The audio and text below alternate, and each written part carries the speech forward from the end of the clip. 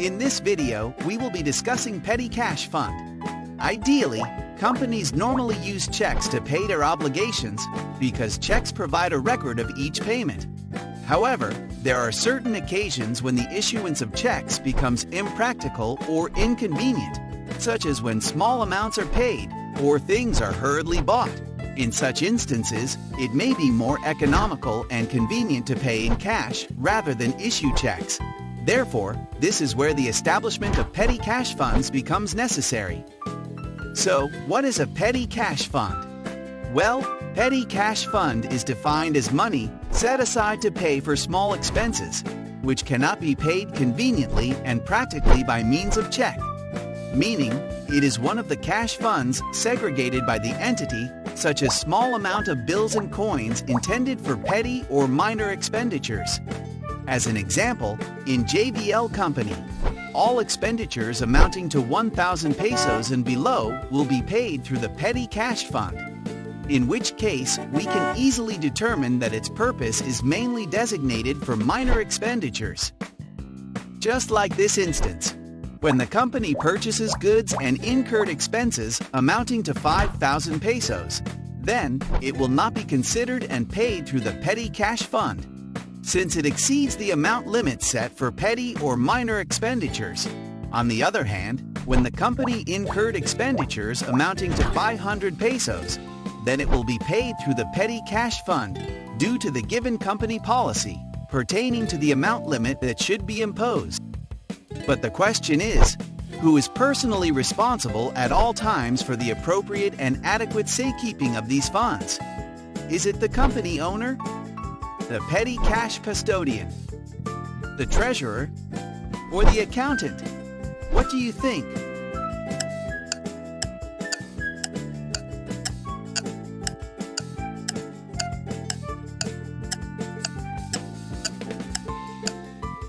Time's up. To answer this question, a petty cash custodian is responsible for this fund and maintains an up-to-date reconciliation of the number of bills and coins remaining in it. Consequently, this fund is typically replenished by the accounting department once a month.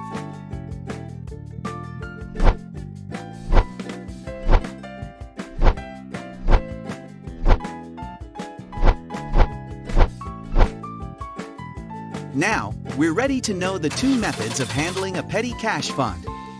First is the impressed fund system, and second is the fluctuating fund system.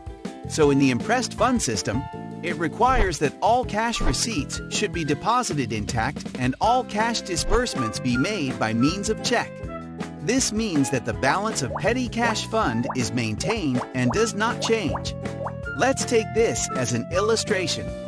JVL Company set aside a petty cash fund amounting to 30,000 pesos.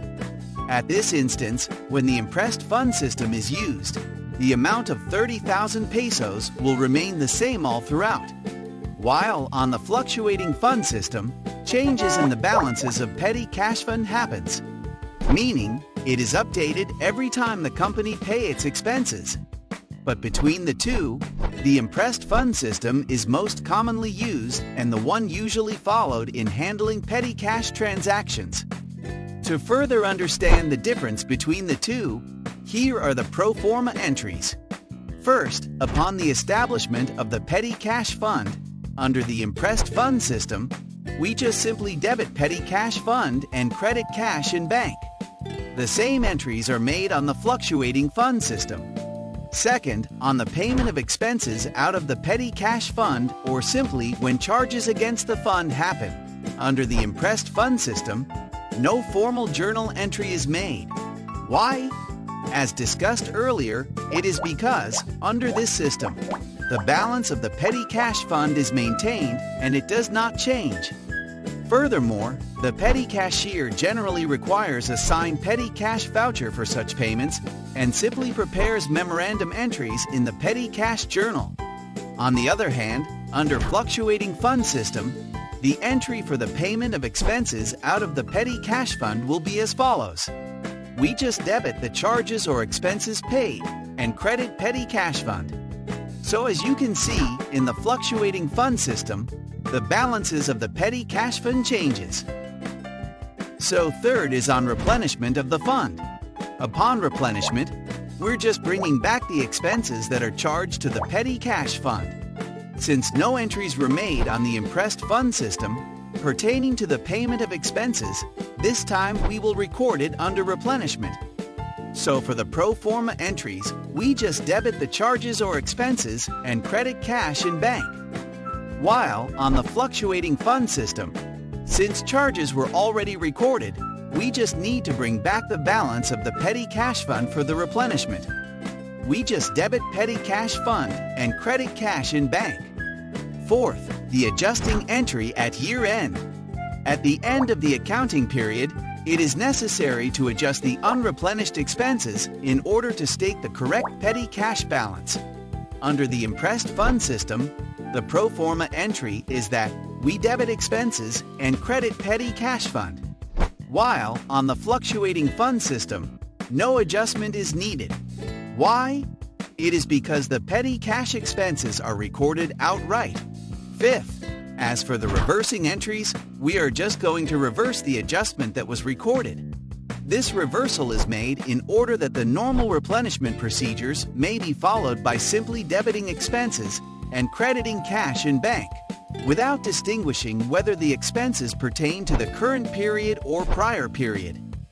On the other hand, as for the fluctuating fund system, no reversing entries will be made, since there were no adjustments. Sixth, when there is an increase in the fund, the pro forma entry is to debit petty cash fund and credit cash in bank. Same entries will be made whether impressed fund system or fluctuating fund system. Lastly, for the decrease in the fund, we just simply debit cash in bank and credit petty cash fund. The same entries will be made for both the impressed and fluctuating fund system. To test if you really understood and remembered the pro forma entries, let us take this short activity.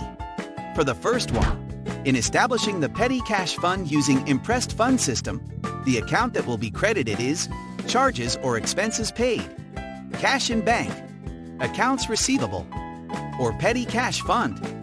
What do you think?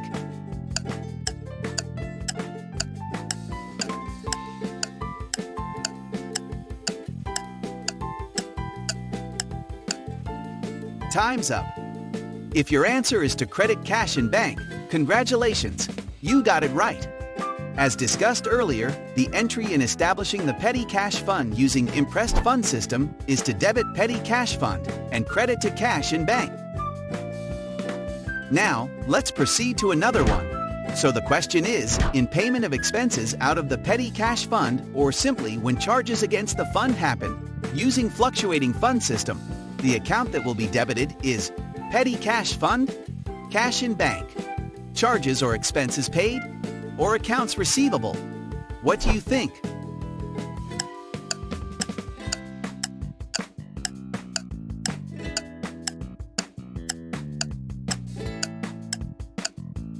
Time's up. The correct answer is, we debit charges or expenses paid. I hope you got it.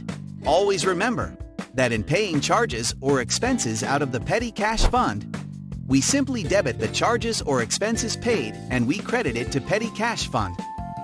So, that wraps up our discussion. We hope you learned something. Thank you for watching.